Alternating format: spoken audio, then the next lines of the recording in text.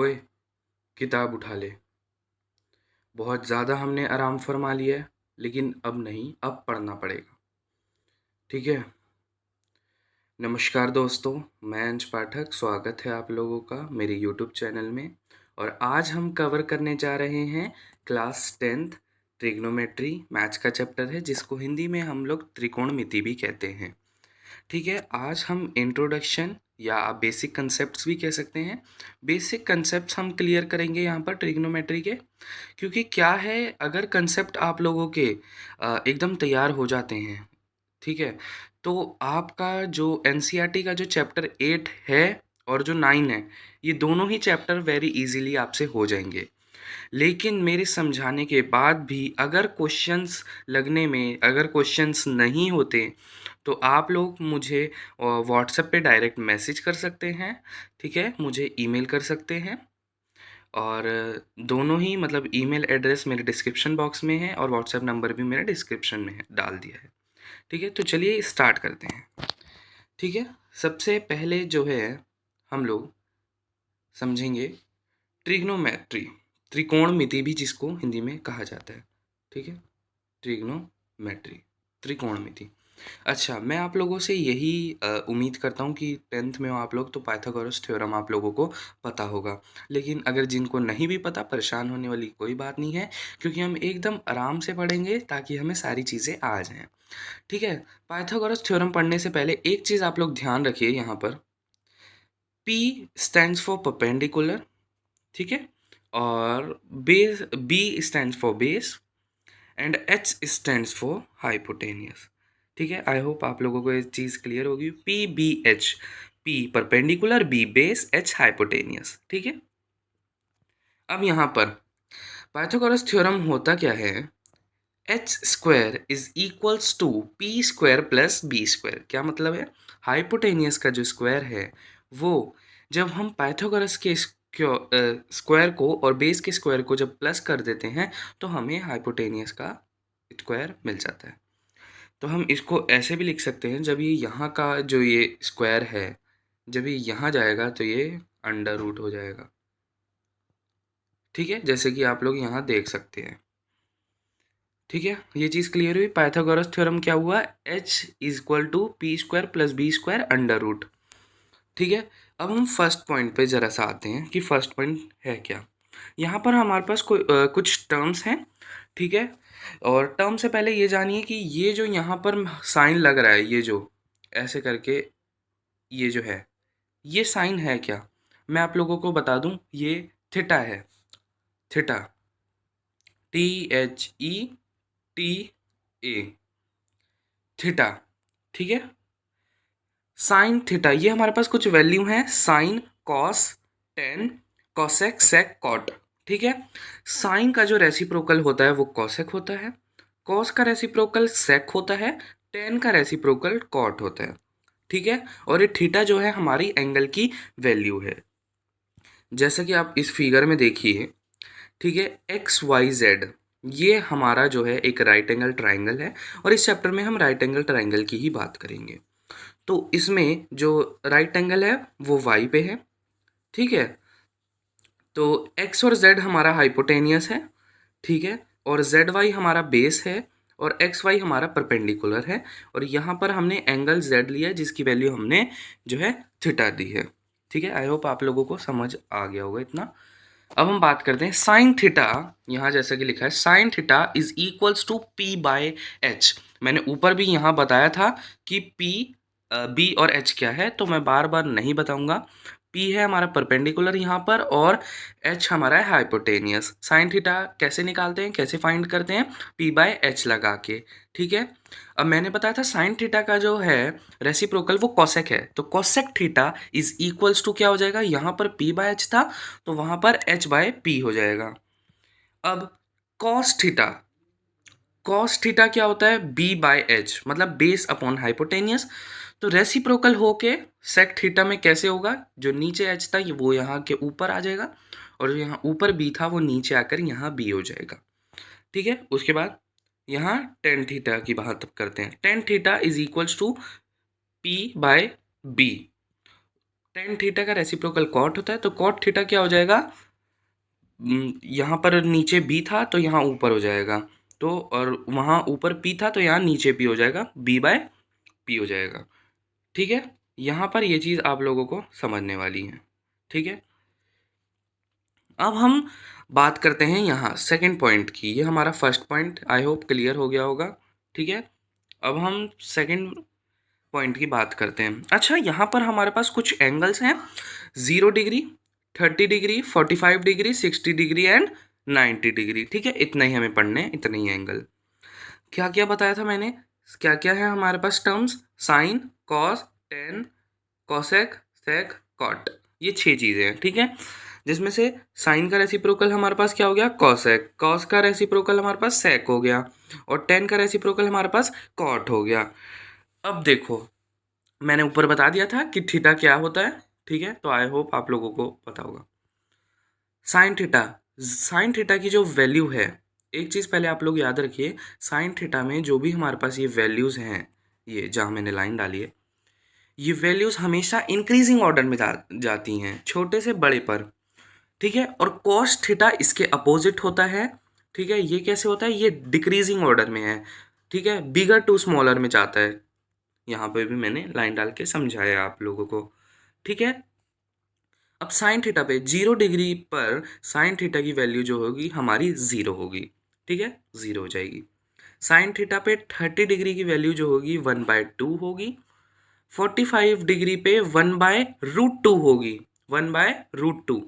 60 degree पे √3/2।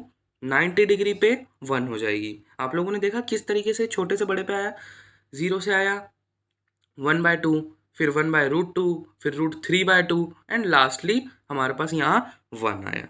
ठीक है, अब बात हम करते हैं यहाँ पर कॉस थीटा की।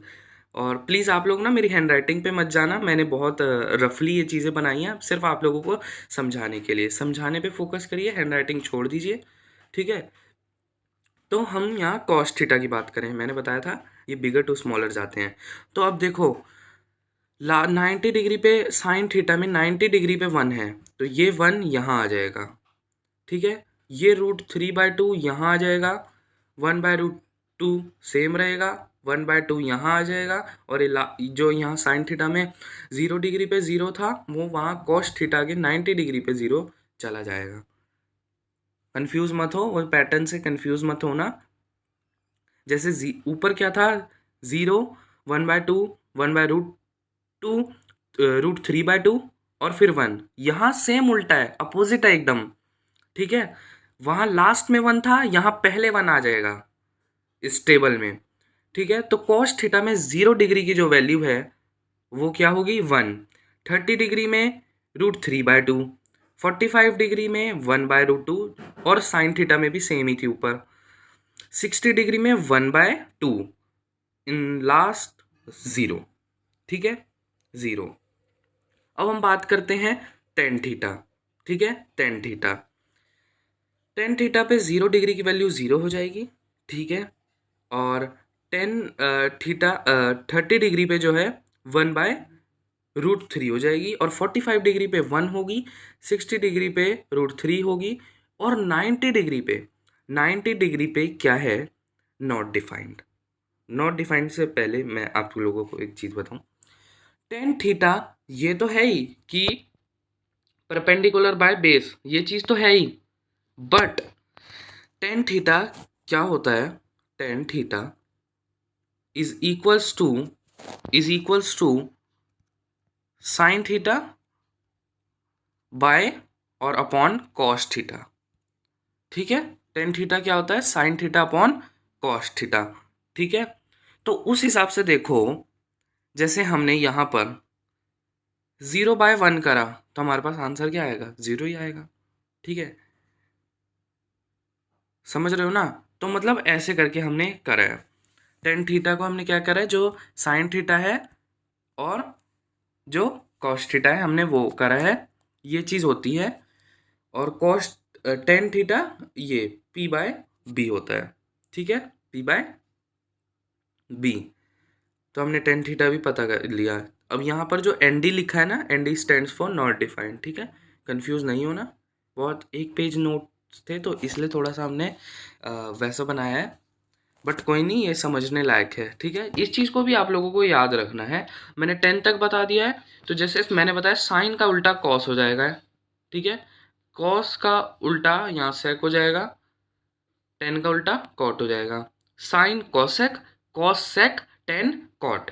ठीक है, अब मैं बता दूं, मैं जैसे मेरे टाइम जो सिलेबस था 10th का, मतलब पिछले साल ही, तो मैं उस हिसाब से चल रहा हूँ। तो हमारे सिलेबस में जो 8.3 थी वो डिलीटेड थी, मतलब कॉम्प्लीमेंट्री एंगल्स वाली। ठीक है, तो अभी हम यही चल रहे हैं, ये हमारी कट है। इस चीज़ को भी आप लोगों को ध्यान रखना है, जो अभी ऊपर हमने सेकंड पॉइंट यहाँ पर पढ़ा। अब यहाँ थर्ड पॉइंट पे आते हैं, जो कि वेरी इंपॉर्टेंट है, मतलब आप लोगों को ये चीज़ याद होनी चाहिए। साइन थीटा मैंने ऊपर बताया रेसिप्रोकल होता है। ठीक है, साइन थीटा क्या होता है, रेसिप्रोकल। तो यहाँ 1 bye cosec theta, cos theta क्या होगा, 1 बाय सेक थीटा। ठीक है, और कॉसेक थीटा क्या होगा, 1 बाय साइन थीटा, क्योंकि कॉसेक जो है वो साइन का रेसिप्रोकल है। ठीक है, और कॉस का रेसिप्रोकल सेक है, तो यहाँ 1 बाय सेक थीटा था, यहाँ 1 बाय कॉस थीटा हो जाएगा। आई होप आप लोगों को चीज़ें क्लियर हो रही होंगी। अगर उसके बाद भी दिक्कत लगती है तो direct message me on WhatsApp. ठीक है, टेन थीटा, टेन थीटा को मैंने अभी बताया था, यहाँ पर भी मैंने लिखा है।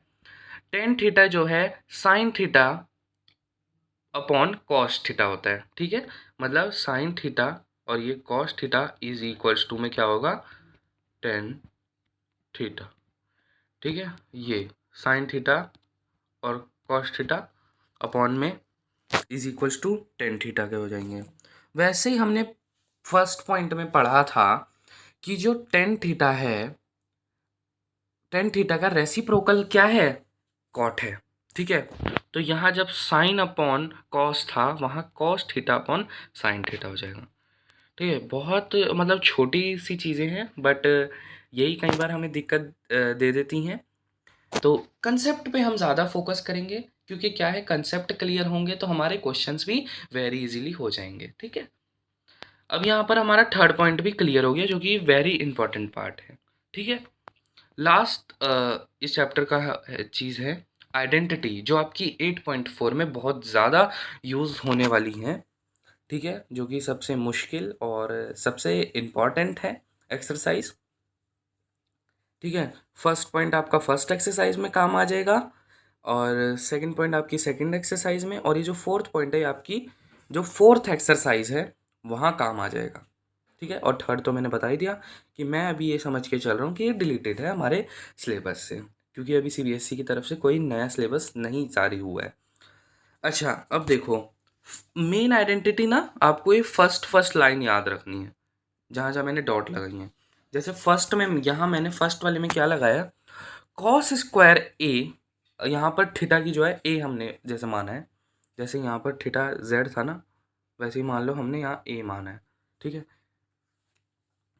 Cos square A plus sine square A is equals to, देखो ये फिगर भी बनाई है मैंने, ये राइट ट्रायंगल है ए बी सी, जहाँ पर राइट एंगल जो है बी पे है। ठीक है, ये हमने लिया है। तो कॉस स्क्वायर ए और साइन स्क्वायर ए को जब हम मिला देंगे तो हमारे पास इज इक्वल्स टू में 1 आएगा। ठीक है, यहाँ पर भी वही चीज़ है, cos square A plus sine square A is equals to 1। अच्छा, जब हम साइन स्क्वायर ए को यहीं रखते हैं तो ये जो कॉस स्क्वायर ए यहाँ प्लस में है, ये वहाँ जाके माइनस में हो जाता है। ठीक है, और अगर हम कॉस स्क्वायर ए को भी यहाँ रखें तो वहाँ तो वन वैसे ही रहेगा स्टेबल, लेकिन जो यहाँ प्लस हो रहा है, ये जो यहाँ प्लस हो रहा है ये यहाँ आके माइनस में चेंज हो जाएगा। ठीक है, तो मेन आपको ये फर्स्ट लाइन याद रखनी होंगी। ठीक है, बाकी उसके बाद की जो है वो तो अपने आप बन जाती हैं। अब हम सेकंड पे चलेंगे। सेकंड आइडेंटिटी क्या कहती है, 1 प्लस, जब हम 10 स्क्वायर ए में जब 1 हम मिला देंगे, ऐड कर देंगे, तो हमारे पास सेक्स स्क्वायर ए आ जाएगा।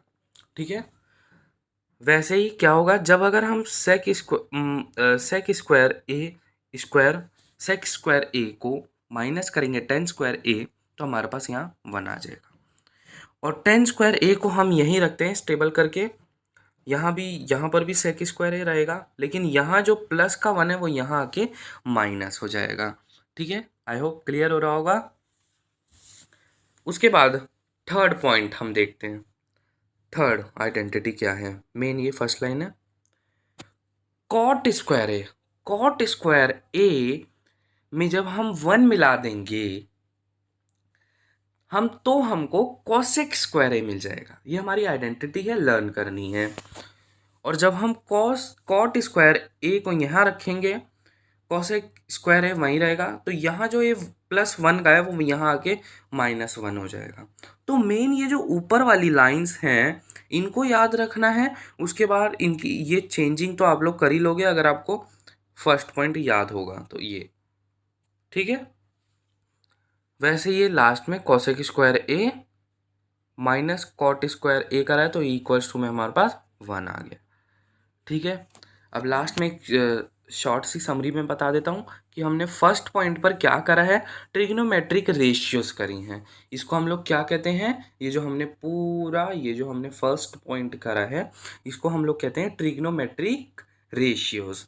ठीक है, उसके बाद जो हमने सेकंड पॉइंट में जो हमने करा है, ये पूरी जो हमारी टेबल है, तो ये टेबल है और ऊपर से ट्रिग्नोमेट्री चैप्टर की है, तो ये क्या हो गई, ट्रिग्नोमेट्रिक टेबल। ठीक है, उसके बाद ये जो थर्ड पॉइंट है वेरी इंपॉर्टेंट मैंने बोला, तो ये इस चैप्टर का वेरी इंपॉर्टेंट पार्ट है। ये चीज़ आनी चाहिए मतलब आपको अगर आप ट्रिग्नोमेट्री कर रहे हो। और लास्ट में है ये जो मैंने बताया आपको, ये जो फोर्थ पॉइंट है, ये मेन 3 ट्रिग्नोमेट्रिक आइडेंटिटीज़ हैं।